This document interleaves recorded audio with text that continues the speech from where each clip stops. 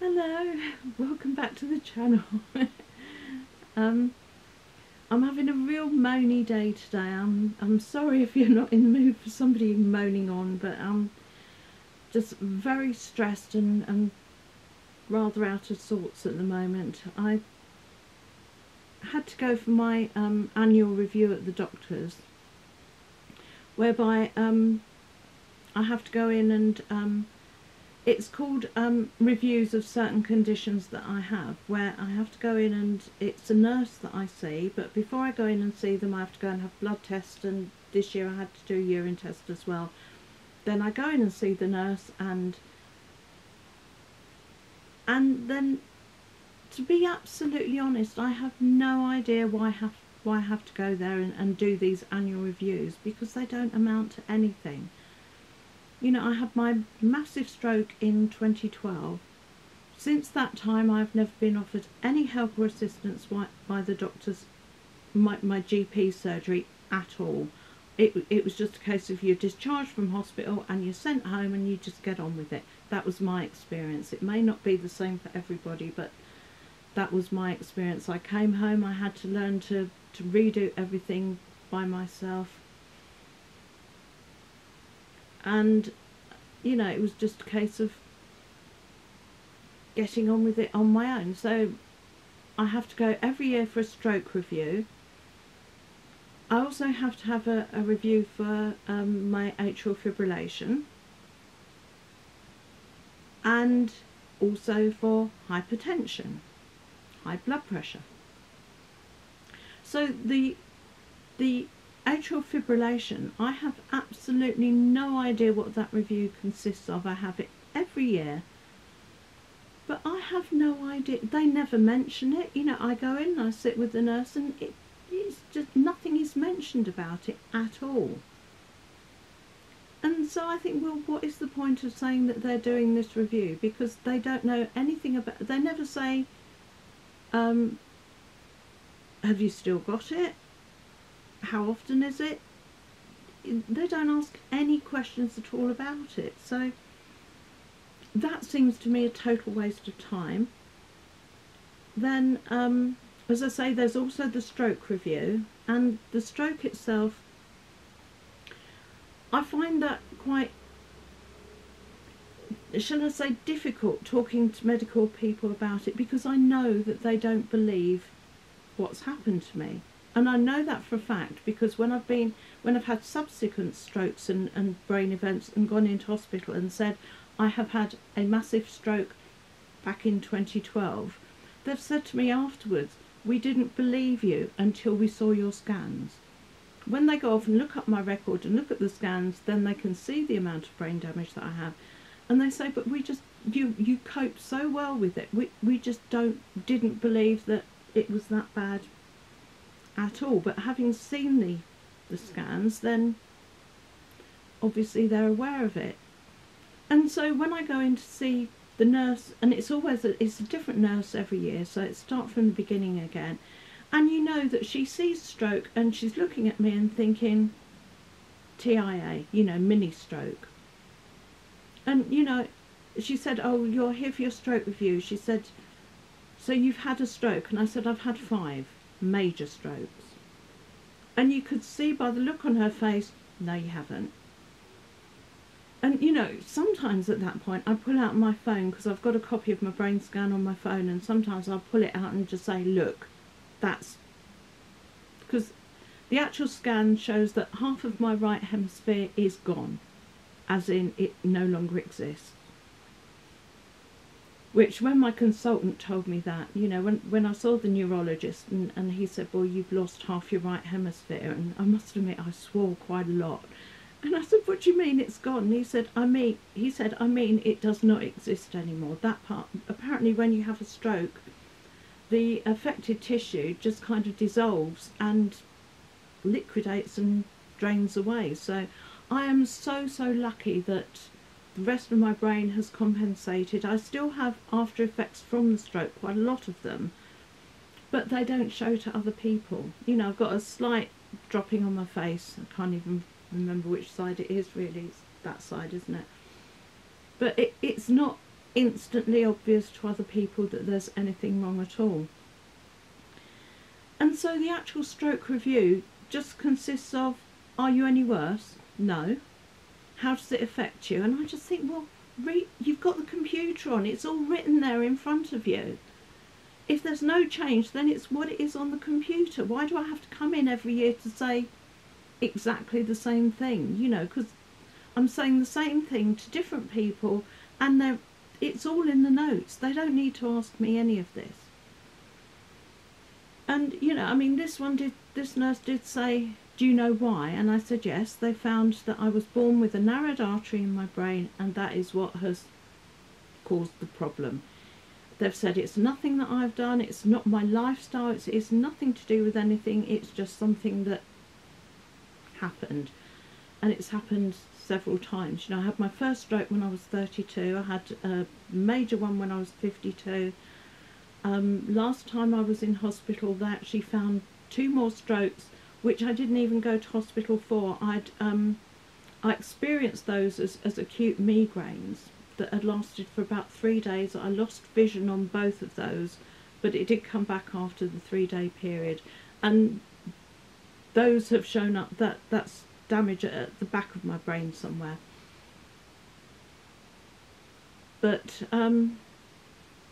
you know, so like I say, it just frustrates the hell out of me that it's waste of my time. I'm having to get there, and then it's a waste of her time and NHS resources, sitting there asking me the same thing over and over again. But then the bit that really gets my goat is the hypertension review. I had hypertension when I was pregnant. I had extremely high blood pressure. I was hospitalised with it, but it was only when I was pregnant. Both of my children are in their mid-40s now. Since then it's been okay. And so when I go in for these reviews, because I actually have hypotension, I have low blood pressure, not high. And when I go in for these reviews, I always take at least a month's worth of readings. So I take blood pressure 4 times a day, and I'll take it all in typed up so they can scan it in and add it to my notes, or do whatever they want to it. And my monthly average from for the last month has been 106/67. That is not hypertension. For the month before, it was much lower. It was under 100 over, like, sort of sometimes down as low as in the 40s for the diastolic. And, you know, when it's low, I do feel it. You know, I do get dizzy. And it affects me. In fact, there was one time, if I have a surgery, the anaesthetic seemed to drop my blood pressure as well. And so after the surgery, I can have issues from it. And there was one time after I'd had my knee surgery, where the day after the surgery, I was in a private room, and I had the bed there, and then right next to the bed was the chair that you sit in when they get you up, and then right next to the chair there was a wall, and my ensuite bathroom was the other side of that. So the physios came in and said, well, we want to get you to walk to the loo and back to the bed again. But I got as far as the loo, and I said, I'm going to pass out. So I managed to stagger back the 2 steps, fell into the chair, I'm out cold. And then I can only imagine that these 2 girls, who looked like they were 12, but obviously they must be mid-20s, 30s, but these 2 girls must have pressed every red button in the room, and I'm out cold, and I suddenly come round and I open up, and there are just people all around me, all these heads, you know, because obviously they thought that, you know, I've died or something, but all these people. So I see all this, and I come round and I just scream. And then they all just screamed. So we have about 12 people in the room just screaming. So it's something, you know, that I'm quite used to. It happens a lot. Like I say, certainly after surgery, but in normal circumstances. But it upsets me, and it really gets to me when I keep getting accused of having high blood pressure, because we know for high blood pressure you need to lose weight, you need to exercise, and you need to watch your diet. And so to me it says that if they accuse me of having high blood pressure, it's like saying you're fat, you're lazy, and you eat the wrong things. And that's my perception. It's probably not what they think, but you know, that I can't help that I feel attacked when I'm told that I've got high blood pressure when I absolutely haven't got it. And so, you know, I said to this nurse, I gave her the sheet of paper, you know, the 106 over whatever, 60 or whatever it was.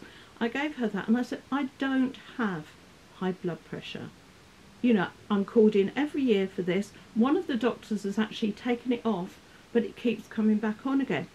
And this nurse said to me, well, is it just when you come in and we take your reading for you, it goes high? And I said, no. Look back on my records. Look through and see if you can find a high reading. It's never high, ever. And so she had looked through and she said, no, you don't have it, do you? And so it just frustrates the hell out of me that I'm going down for reviews for something that I don't have. And I've got enough problems that I do have that when I go to the doctors and say I need help with this problem, and then I'm ignored, or it might take years to get something done about it. You know, I went in, well, I first spoke to my doctor about my knees. I was trying to think what year it was. I can't remember what year it was, but I knew I could feel, and you could hear that the bones were just grinding against each other. And this is many, many years ago. And I went into my doctor at a time where the waiting list for replacement knees was 5 years. And I said, I know that there's a 5-year waiting list. Can you please start getting the wheels moving so that I can go on that list? From then until actually getting my knees done, it was 20 years. 20 years of trying to get that surgery on both knees. And the irony was that it eventually happened because I'd changed to a different surgery, so a brand new doctor, and you go in and have to have a you know, when you first join the surgery, they just like you to go in and you have a bit of an MOT. And she said, why are you on painkillers? And I said, because I've got osteoarthritis. And she said, what are they doing about it? And I said, well, nothing. So she said, well, we'll see about that. And within 6 weeks, I was seeing an orthopaedic surgeon. Went in to see this surgeon. He took a look at the x-rays that I had done 2 or 3 years before then, and he said, well, you need 2 knee replacements. And within a couple of months I was having the first one done. But I had been in agony for decades, literally decades. And again, when I went in and saw a doctor and I said, I have blood in my urine, I can feel a stone in my kidney, I have a kidney stone, please help. Oh, well, it might not be that. It might be something else. So they started treating me for infection and treating me for this and that and the other. And I had to go through all manner of tests and different bits and pieces. It was 3 years before they actually scanned the kidney. And then they said, like it was a big shock, you've got a kidney stone. It's like, I know, I've been telling you this for 3 years. And so eventually I go in and get the stone removed. But even during that, because first of all they'd done an ultrasound where they said, oh look, there's a surprise kidney stone there that I've been telling them about all these years. But then they'd done CT scans and they found an anomaly on my kidney. They don't know what the anomaly is. Nobody has any idea. They said it may have been an infection that I picked up as a child when I had a urinary infection. I said, I've never ever had a urinary infection, but there's this anomaly there. And they said, well, we will monitor it and we will give you a scan every year and keep a close eye on it. When I went back for the follow-up after the kidney surgery, the doctor that I saw wasn't the surgeon that had done the kidney surgery. He was a locum that they'd brought in, and he was more interested in my brain damage than he was about the kidney. So that it never ever got followed up, and here we are about 6 years later. And now I'm beginning, 3 years ago, I went back to my GP and I said, I have another kidney stone forming, I can feel it, and I'm starting to have, because the stone that I had before and the one that I've got now, it's not a constant pain.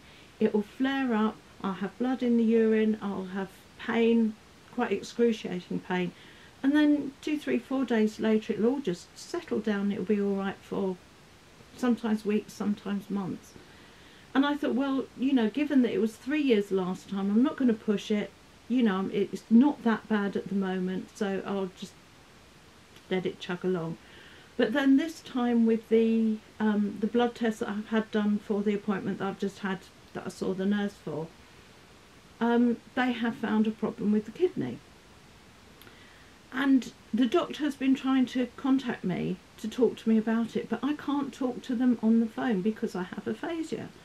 And I thought, well, I'm going in to see the nurse, so we can discuss it then. But the nurse can't talk to me about it because she's not a doctor. So I phoned up today and said, well, the doctor wants to speak to me, so I need a face-to-face appointment. And the receptionist said, well, they only do it over the phone. I said, well, where on earth does that leave me then? So like I say, I'm just frustrated by the fact that I'm not treated for the things that I do have, and they seemed hell-bent on giving me things that I don't have. And it perhaps I'm being totally unreasonable. You know, I've not had the best treatment, you know, at times. And I have to say, once I did get to the knee, the orthopaedic surgeon, he was the best ever in the world, even to the extent that when I had the second knee done, I said, I have OCD, and if you don't match my scars up completely, including the amount of staple scars down the cut line, I'm going to suffer for the rest of my life because it's uneven. And he did, bless his heart, he did absolutely. I've got identical scars, exactly the same length, exactly the same amount of staples in. He was absolutely superb, you know. So some surgeons I find are incredible, but I've had other problems that have just not been dealt with. You know, my last major brain incident, I went to the GP. I said, I'm in excruciating pain, I am hallucinating, I have a history of brain damage and stroke, something serious is going on. And she gave me a painkiller and told me to go home. We went home and immediately had to phone 999, which is our emergency service. The paramedics came out and I was in hospital then for 10 days. While I was in hospital, I had a bad fall. When I fell backwards and cracked my head on the floor. I then, it was a day or two after that, I started to have seizures. Whether the seizures were to do with the brain damage that I already have, or what was actually happening at that time, which I was hospitalised for, which they've never actually given me a clear indication of what was going on then, or whether it was caused by this crack on the back of the head when I fell. But when I fell that time in hospital, obviously, you know, it made a huge, because I've knocked over my side table, and it's as I got out of bed, I accidentally knocked over the table that goes over the bed. That had a jug of water on it. The water went on the floor and then skidded on the water, went backwards. I made a great load of noise. 2 nurses came running, and one of them tried to, I'm laying on the floor backwards, and one of them is trying to pick me up by my head. Now, I know, and I would have thought that anybody with any kind of training knows that you don't try and lift somebody by their head. You know, I said, you're going to snap my neck. And that wasn't even listed as an accident on my forms and things. You know, that was never ever put in it. I actually had a bruise on my hip from that fall that was about 12 inches long and about 8 inches wide, and none of that was mentioned at all on it. So I am really, really, really sorry. I hope that my normal videos are a lot more cheerful than this. Like I say, I'm just on a bit of a down at the moment, and as soon as I get past this fuel bill and the whole doctor's issue, I'll be back to normal and I'll be happy again, I promise. I'm so sorry. And if you stuck with me this far, well done. And I sometimes think it makes you feel better when you look at somebody else who's having a worse time. So I hope I'm having a worse time than you are at the moment. Anyway, take care. Lots of love. Bye.